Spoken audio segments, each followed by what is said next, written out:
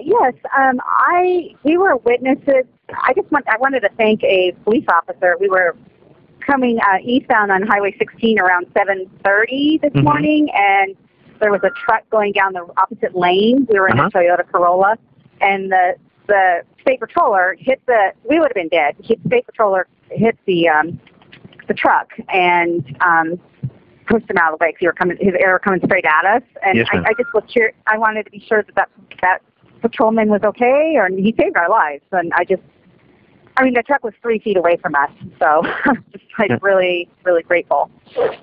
Well, do you know if he's okay? Yeah, I can let you know that he is being checked by medical aid. To my knowledge, he does not have any major injuries.